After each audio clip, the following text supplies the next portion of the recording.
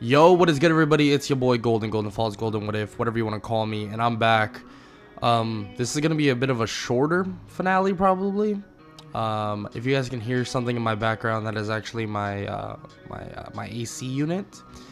I've been running a fever and all that stuff. I have a pretty bad not mouth problem, but let's just say part of my mouth hurts.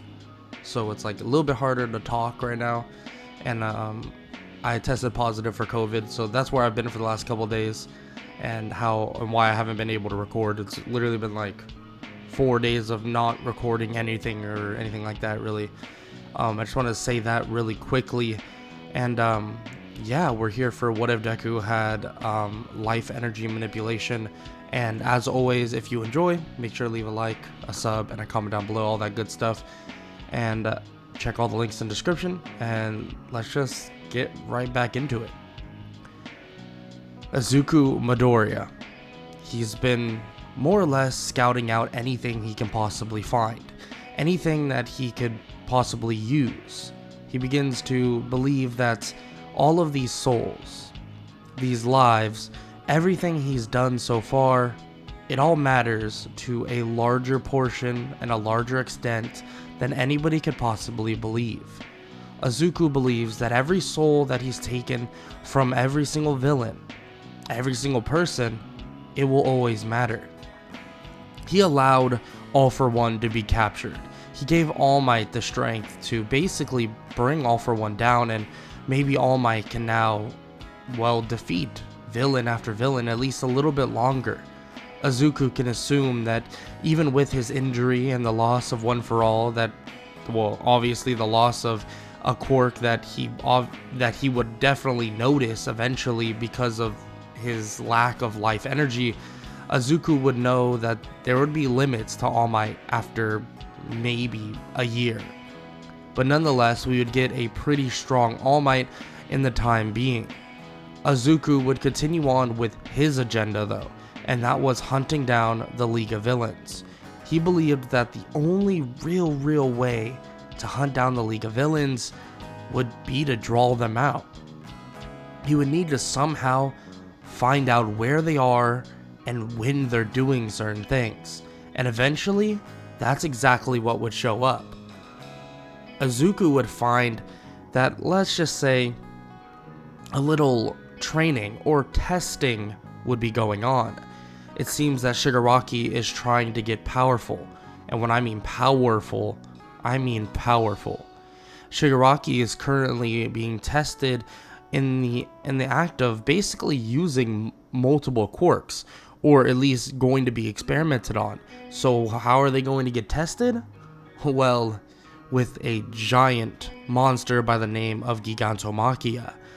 Exactly. Something that Izuku wasn't exactly prepared for, but at the same time he would be scouting over the hills watching Gigantomachia thrash through them, hunting down Shigaraki. And he wonders how and what the hell the plan is, or what they're going to even do. Of course they have their own agenda, but Izuku has his own as well. Izuku would be watching this all go down, not really thinking about much else. He realizes that there's so much more that will proceed, but at the same time, he needs to deal with this problem. Gigantomachia may be something that he personally can't deal with at this moment, but he does want to cut down the League of Villains down to size.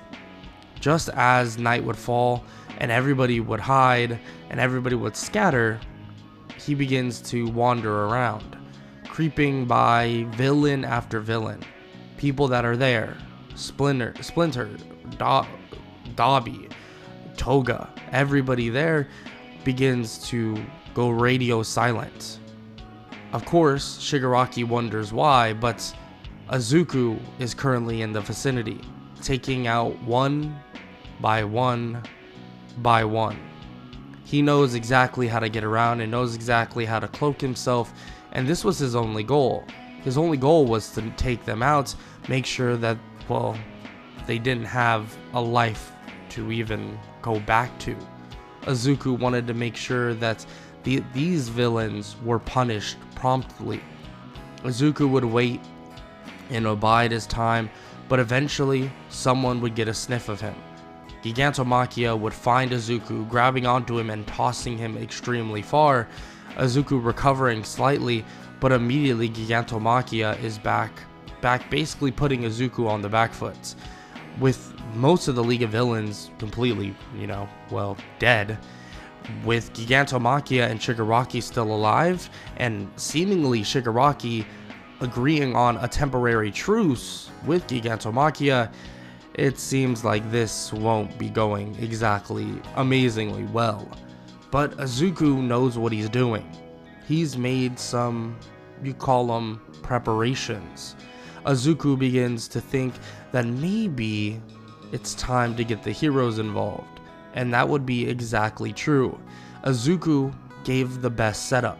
He's already eliminated so many different heroes, and of course so many different villains that were extremely bad, and obviously some horrible heroes, but he's already eliminated so many, and he's so good at cleaning up his own tracks. But he's also good at leading someone exactly where he wants them to. A group of heroes would eventually arrive, some of the strongest in Japan, at the site of Gigantomachia and also Shigaraki. This would break out into a ginormous battle, but with the concentration only being on Shigaraki and Gigantomachia for the time being, it seems like it should fall in the favor of the heroes. But of course, they are preoccupied with Izuku as well, and Izuku warns them that if they stay preoccupied on him, that it won't go so well. Izuku continues to basically just bob and weave, not actually wanting to kill any of these heroes. These are good heroes. Why would he want to do that? He begins to even speak with some of them that he recognizes and asks about Eri and asks about how his other classmates were doing. They of course don't take him very seriously, but Izuku shrugs and says that their concept on heroes versus villains is far outdated. Nonetheless, Izuku stops running and walks up towards one of the heroes, and then eventually just walks toward Aizawa, grabbing the cuffs out of his belt and cuffing himself, telling him to take him away, that it doesn't matter. Just as this occurs, the two of them, both Gigantomachia and Shigaraki, are now captive. Aizawa is confused, and everybody else is as well. The large group of heroes just begins to take everybody away. Izuku beginning to get carted off with everybody else to Tartarus. Of course, this would be actually what Izuku wanted. You might be wondering, that's kind of weird. Why would he want that? Well, Tartarus has some of the most crazy and crazed villains, but it also has All for One, and soon all the villains that he needs to kill. What they don't know is they're giving Izuku the green light, and he's truly going to be the merchant of either life or death. And that's it. Izuku would walk into Tartarus. Everybody would seemingly not think much about everybody being captured. He has quirk cuffs on. He's not going to be able to use his quirk. They have him captive in something similar to what they would have All for One, completely under wraps. Izuku would sit there and wait. And wait. And wait. Eventually, he would see an opportunity, and those cuffs would fall right off. He would push them off using, his quirk. What they didn't realize is that his quirk is a little different. It's not 100% a quirk. It does feed off of the souls of real life people, and there's consequences to his quirk. And he's talked about it multiple times. But he sits there and he smiles. He smiles and thinks that it's the perfect time to completely cleanse Japan.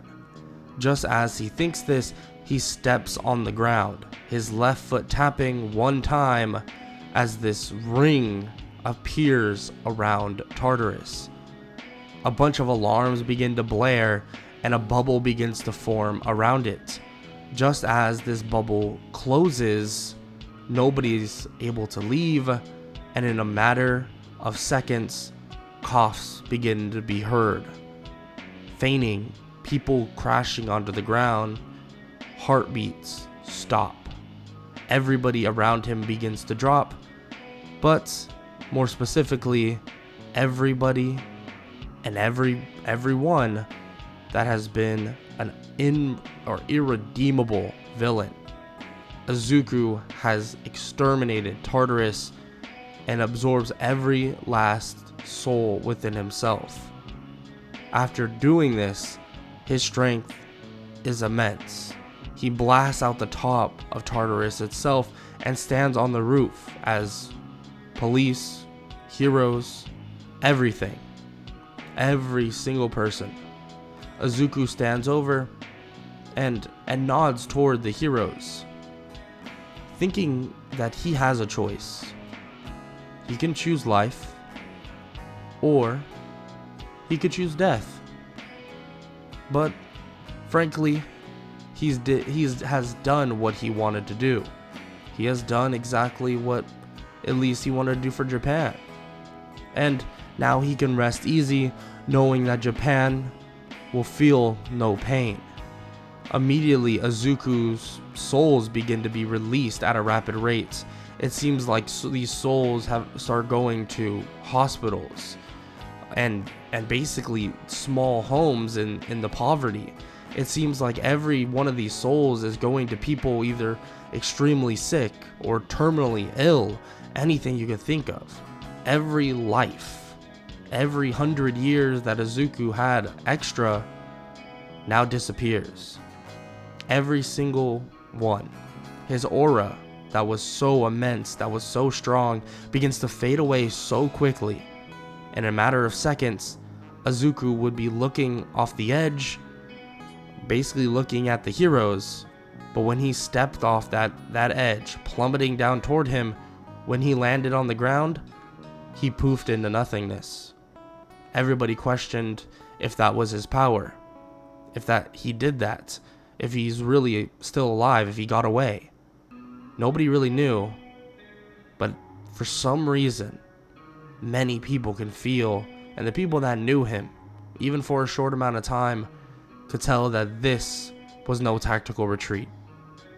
Izuku was no longer, alive. He was everywhere, yes. Maybe he was alive in a way, but truly in that form, he was no longer there.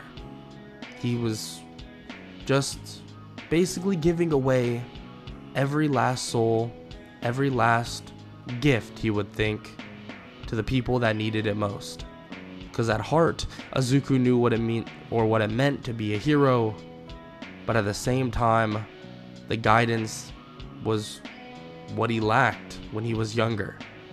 And just how his quirk was given to him, it ended in the same way.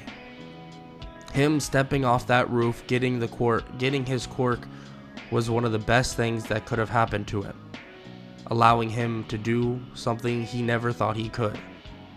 And it ended from the top of Tartarus, just like it did on the top of his school building. He jumped off, and his life ended. His life changed. With one leap, he was given a purpose, and with a second, he gave people a purpose. And in a way, Izuku Midoriya will be remembered as a hero by those who knew what he did. Those who, out of a miracle, were blessed by this lifespan that was taken away from them by natural disasters, taken away from them by a villain that hurt them so bad that maybe they were on the bridge of death. But Izuku chose death for himself and chose life for everybody else. And that is a wrap for What If Deku Had Life Energy Manipulation. If you enjoyed, make sure to leave a like, a sub, and a comment down below, all that good stuff. Yeah, Sorry that it's a little shorter. I know it was like 15-minute video, and it sucks. Like, I know I kind of rushed that a little bit. I'll be honest. It's hard to talk, and I really want to get this out to y'all. And this was like the ideas I had for this episode. Nonetheless, I hope y'all enjoyed, and I hope all y'all have an amazing day. Later.